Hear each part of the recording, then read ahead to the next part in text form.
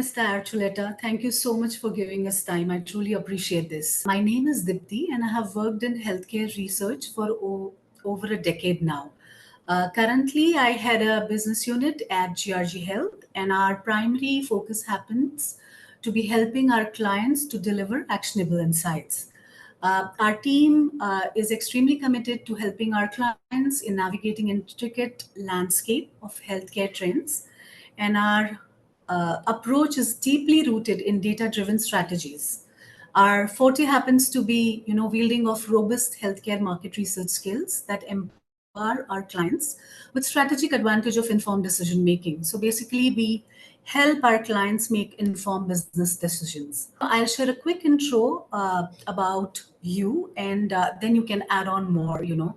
I believe you're a leader in healthcare information technology and serve as a CIO currently of a very prestigious hospital in Colorado, United States. You're widely recognized for your innovative and visionary leadership skills. You also have been honored with several awards and recognitions, including being named the top hospital and health system CIO and also receiving the HITEC 100 award. Before we move ahead, for the benefit of our listeners, could you please go ahead and share a little bit about yourself? My name is Michael Archuleta. I'm the Chief Information Officer with Mount San Rafael. It's definitely been a journey of where I've started and where we're going moving forward. I've always had a focus on how do we utilize technology to really improve on better patient outcomes. The reason why I'm working in healthcare is to truly make a difference too. And I think that's what a critical component is, because I always say in any speech or any specific item that I discuss, topics on, I always state that we all have a new CEO. I don't care what position you are in healthcare, we all have a new CEO. And that new CEO is the patient. And that's basically the bottom line. And as a technology leader for this organization, if we do not continue to build asynchronous tools that benefit our patients both inside and outside of our organization, we're not going to be successful moving forward. And I always like saying too is that I'm a disruptor. I love disrupting items because I love change management, because it's so critical that our industry, healthcare, needs a massive change.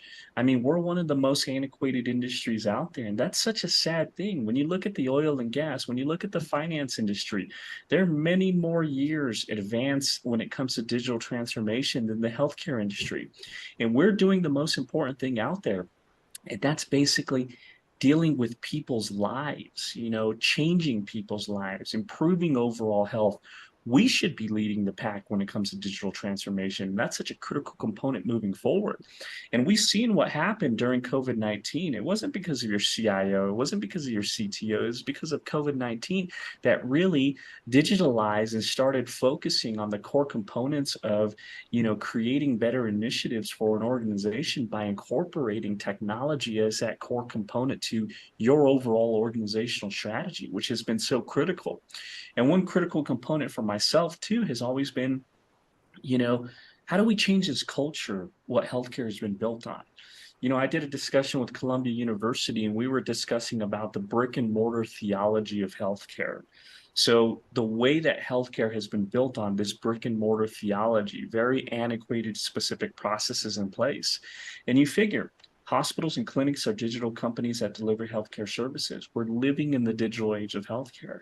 So we have to act as a digital company moving forward. We have to get away from this overall brick and mortar theology and bringing the digitalization theology of what healthcare is basically built on moving forward. And I always say too, at the end of the day, that we have to tell the Flintstones to meet the Jetsons. And that is such an important thing, because you figure, our industry, healthcare, we need a massive revolution. This isn't just a technology makeover. This is a true business revolution. And when I say a true business revolution in healthcare, I really mean the fundamental shifts in the way healthcare is delivered and managed, enabled by the transformational power of technology, as I always preach, and there's always been several key areas where I believe this revolution is needed, from patient-centric care, from data-driven decisions, from interoperability, telehealth, cybersecurity, the improvements of the electronic medical record system.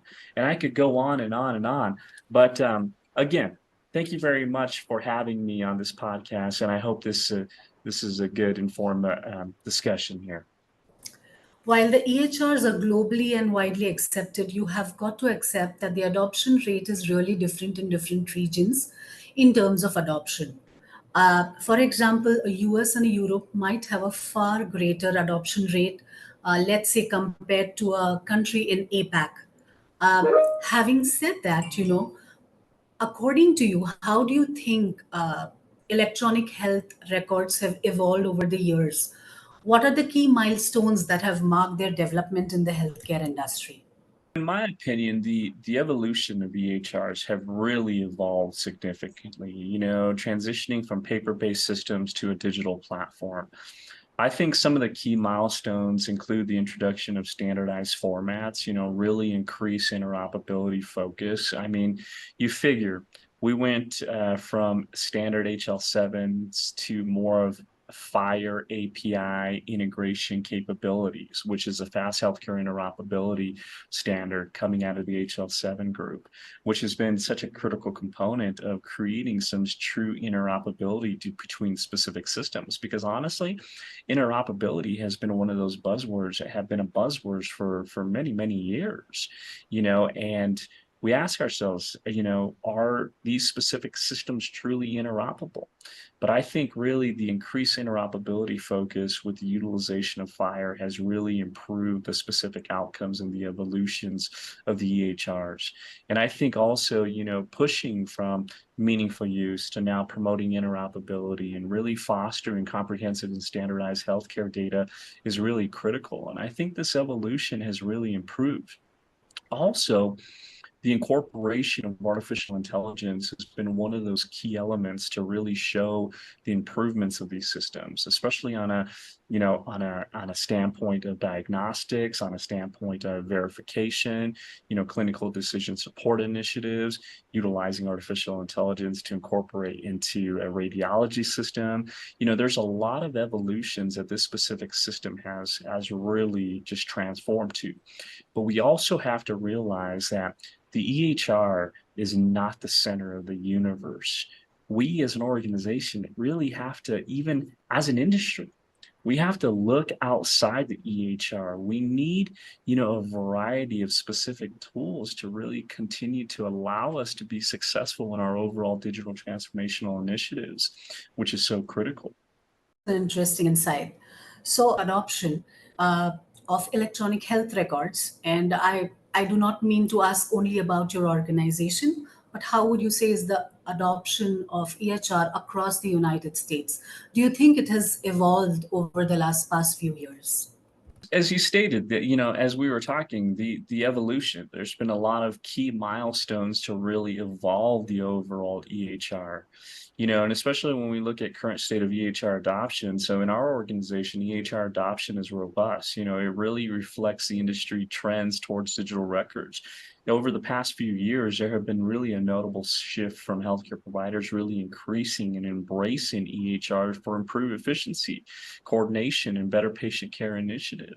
The thing is at times it has really been a sore spot for these clinicians, these EHR systems. And that's truly understandable, because at the end of the day, I've always stated we need to let doctors be doctors, but I think also to the current state of the EHR and the adoption of new things and really coming into the overall focus of what we're trying to do as an organization, we've seen a lot of more of these clinicians really embracing this specific system to improve better efficiencies. Because at the end of the day, we just don't want this specific electronic medical record system just to be a data depository, right? Just throwing in data. We have to have it as a valuable application and a valuable adoption for our clinicians to really help them improve their overall specific better patient care initiatives that they're trying to provide for these patients as well too. And as a technology leader, I have to make sure that we're basically putting in the proper technology in place to create better efficiencies for these physicians, allow them to, use this in more an efficient way to create better patient care outcomes. And also, too, to help reduce any type of burnout for these physicians as well, too. I mean, if you look at this industry itself, we've seen how, the burnout rate has been like so critical and such a major issue. Because as I stated, we do not allow these doctors to be doctors.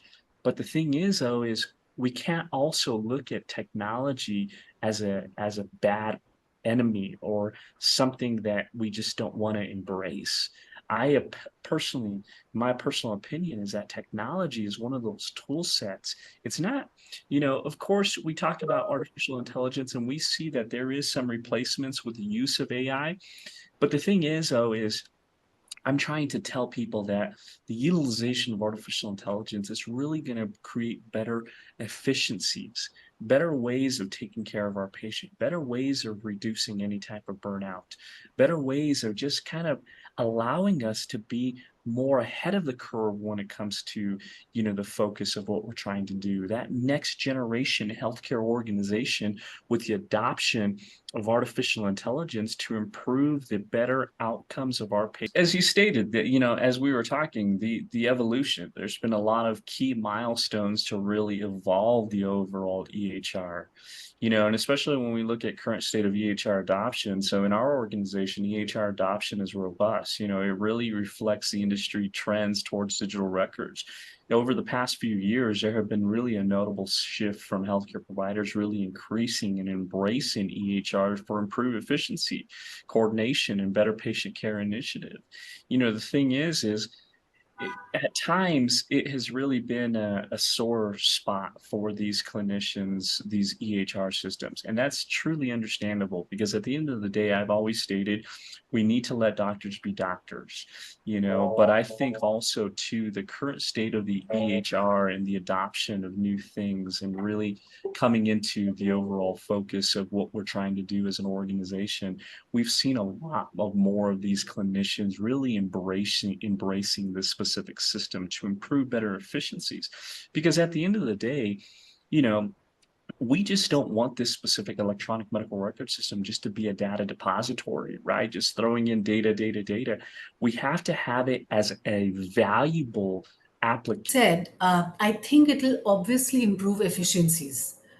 There's no doubt about it. However, do you think that it'll ever entirely replace the human connect? Because I personally think that is one aspect where it lacks.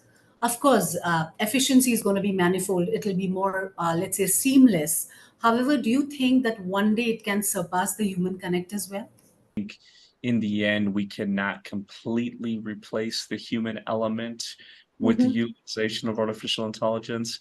I see artificial intelligence as being more of that tool set.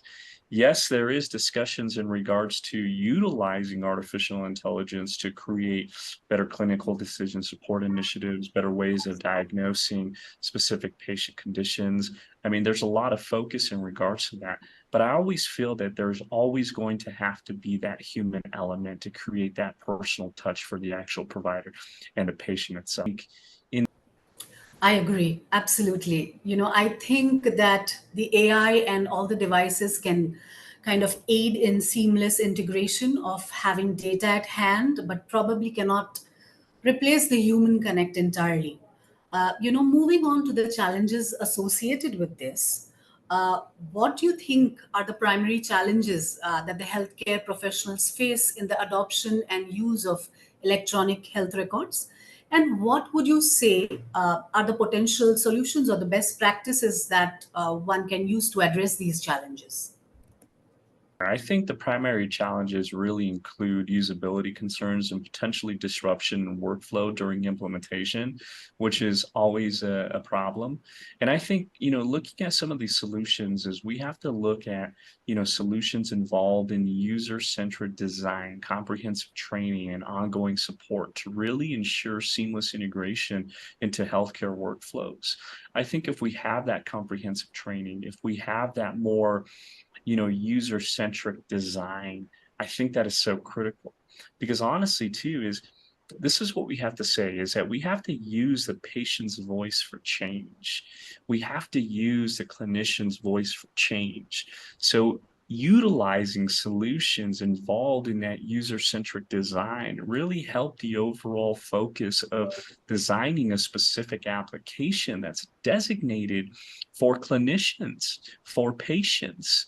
And that's the issue too, is when you saw the evolution of the EHR, I mean, the EHR had a lot of, in my opinion, non-user-centric design focus, where, a lot of these specific EHRs were designed by engineers versus clinicians, which then created different workflows and issues. Because at the end of the day, we have to realize is if we want a specific, strong, robust application to utilize and create a specific solution, we have to have input from the voice of the actual patient, input from the voice of the actual clinicians to really create more of that better design of the actual application, the electronic medical record system, and continue to incorporate comprehensive training, which I think is so critical too. We have to have that training in place in order for us to be successful, making sure that our organization is continuing to basically provide any type of updates. Hey, the system is changing during this specific item, adding some of those comprehensive training initiatives to allow our clinicians to learn from some of the new enhancements that are coming out of the electronic medical record system, and really just, again, continue to support and improve the overall focus is really critical, because that's really an important aspect as well too of really improving on some of those challenges and solutions within the healthcare industry itself. I think the primary challenges really include usability concerns and potentially disruption in workflow. You earlier on mentioned that the interoperability is extremely important feature, and seamless exchange of health information between different systems is imperative. If we come to the patient engagement part of it, you said that rather than the engineers making the electronic health records, it is better that the clinician had a say, because in a way they know their patients better. They know what kind of data they need. They know how to integrate it and things like that.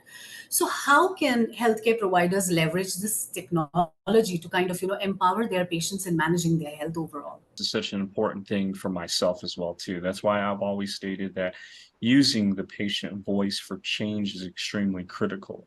And that's why I always state that you work in healthcare, you have a new CEO. And that's basically the bottom line. Your new CEO is a patient. So patient engagement, I mean, when we look at the electronic health records, I mean, EHRs really contribute to patient engagement by really providing access to their overall personal health records, really, enabling them to do appointment scheduling and, facilitated communication with healthcare providers. And I think though too, is that, providers can really leverage EHRs to empower patients in managing their health proactively, utilizing patient communication engagement applications to really focus on better ways of interacting with the actual patient itself, looking at giving more power back to the patient, because this is what I stated in our first statement is, as a technology leader, if I do not continue to build asynchronous tools that benefit our patients, both inside and outside of our organization, we will not be successful moving forward. So that patient engagement, empowering the patient, is such a critical component too. And you figure, look at the overall change of how healthcare is going. It's going from, from a fee to service to more of a value-based care outcome, right? And a value-based care outcome definitely involves patient engagement opportunities as well. So I think that's really critical in order for us to be a proactive organization and continue to basically move forward in our overall digital transformational initiative changes that we have here. Is we have to empower the actual patients in managing their health proactively. Giving them the power back is so critical. Anything that has to do with electronic health records, or let's say data storage on either cloud or AI, there's always a concern, an extreme cause of concern when it comes to security or data privacy. what would you say are the main concerns associated with the security and privacy of patient data in electronic health records? And, are we taking any measures or are there any measures already in place to address these concerns? This is a huge topic, security and privacy. So, as a healthcare industry, you look at our statistics out there, right? We went from the top 10 now to the top 3 most attacked industries out there. This is becoming a major concern moving forward. I always state that cybersecurity isn't just about data security. It's also a matter of life and death. I mean, look at what's happening with the overall medical device industry. I mean, the medical device industry is mandated by the FDA. 83% of those specific organizations have admitted that they have a cybersecurity problem. Look at the pacemaker software alone, 8,000 security flaws associated with that. Then we ask ourselves, can the heart be hacked? And the answer is yes, it can be. So you figure cybersecurity isn't just about data security. It's also a matter of life and death. And that's really a critical component. And as an organization, we have to realize that we have to change the overall focus of what technology is. We have to change the overall focus of what security and privacy is. Technology has always been put into what category? Cost center, right? We've always been considered a cost center. Security has always been considered a cost center versus a strategic revenue contributor to the organization.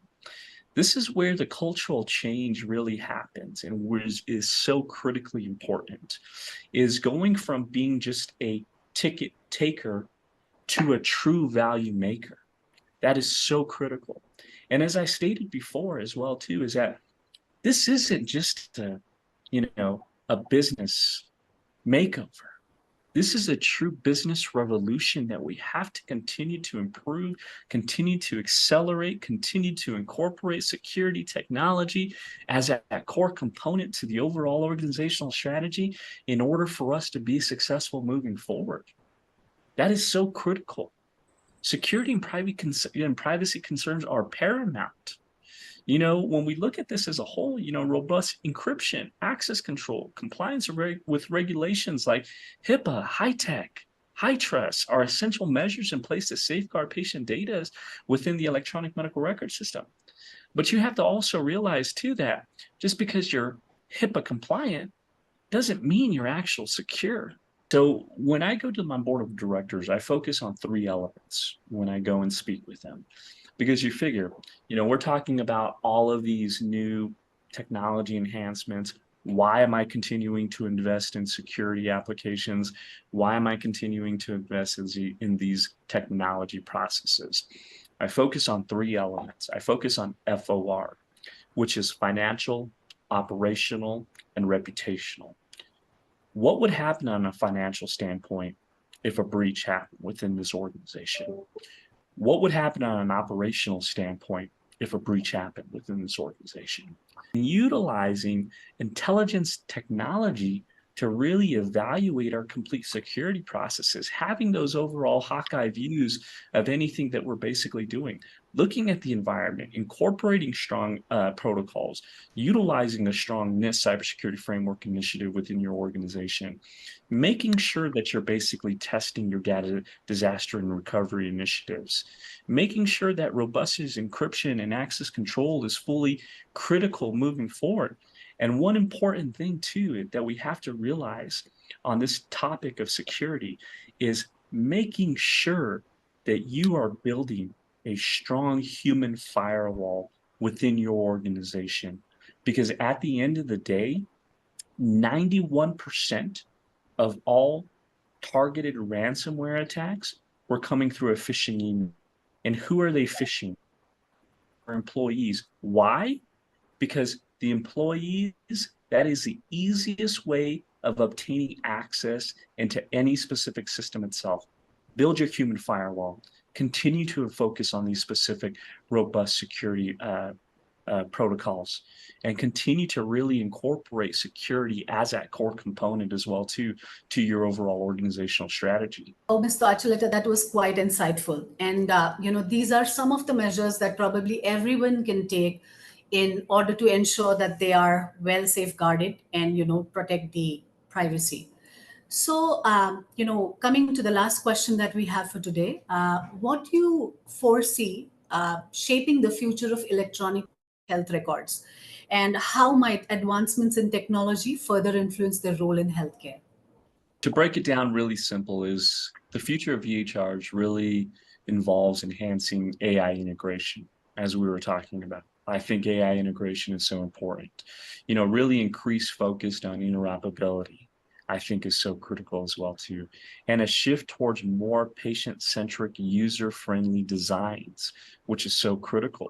And I think the advancements in technology will continue to really influence EHRs, playing a pivotal role in the transformation of the healthcare delivery system. And that's so critical too. But again, we have to really look at the reculturalization of the healthcare industry, getting away from that brick and mortar theology of what healthcare has been built on, incorporating the digital transformational theology, realizing that clinics are digital care services, rating and embracing the changes that are coming with technology advancements. This is going to make things better, more enhanced, better ways of taking care of our patients, better ways of saving lives. This is really the next generation moving forward. And the future of the EHRs are really going to continue to just definitely be enhanced with artificial intelligence and machine learning initiatives. And this is really, again, going to play a pivotal role in the transformation of our overall industry itself. Mr. Archuleta, that was truly insightful. That brings us to an end of this chat. This has been truly insightful, and it has been a pleasure speaking to you about electronic health records. Before I let you go, I wanted to check with you. Did you have anything to ask of me? Thank you again very much. I really appreciate being here, and I hope you have a wonderful rest of the week and a wonderful festival as well too.